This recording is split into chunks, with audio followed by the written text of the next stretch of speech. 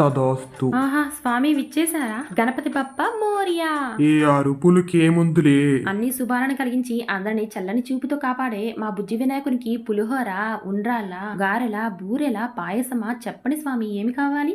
ఎప్పుడు ఇవేనా? కొత్తగా ఏమి చెయ్యరా? మన బుజ్జి వినాయకుడికి నచ్చి మెచ్చే రెసిపీ చూద్దాం పదండి. శుభ్రమైన బౌల్ తీసుకొని ఒక కప్పు సగ్గుబియ్యం పోసేసి ఒకసారి కడిగేసేసి మెత్తబడడానికి హాట్ వాటర్ పోసేయండి. ఈలోపు స్టఫింగ్ కి ఒక బాండి తీసుకొని కొంచెం నీళ్లు పోసేసి దానిలో బెల్లం వేసి అది కరగనివ్వండి. పాకం రావాల్సిన అవసరం లేదు. కొంచెం జ్యూస్ రెసిపీ అనేది పక్కన తీసి పెట్టుకోండి. బాండీలో మిగిలిన సిరప్ లో క్యారెట్ తురుము వేసేసి ఎండు కొబ్బరి, బాదం, కిస్మిస్ లో యాలకులు వేసేసి దగ్గర పడిన తర్వాత స్టవ్ ఆఫ్ చేసేసి ఆ మిశ్రమాన్ని ఆరనివ్వండి. ఆరిన తర్వాత క్యారెట్ మిశ్రమాన్ని చిన్న చిన్న బౌల్స్ గా చేసుకొని హాట్ వాటర్ లో నానబెట్టుకున్న సగ్గుబియ్యం మిశ్రమంలో స్టఫింగ్ చేసి బాల్స్ ని నీటి ఆవిరి మీద ఉడికేటట్టు 5 minutes ఉంచండి. చాలా టేస్ట్ గా ఉండే సగ్గుబియ్యం ఉండ్రాలు రెడీ. ఫైనల్ గా పక్కన పెట్టుకున్న బెల్లం సిరప్ ని దాని మీద గార్నిష్ చేసేసి మన బుజ్జి వినాయకుడు కోరినట్టుగా స్వామి వారికి నివేదిద్దాం పదండి.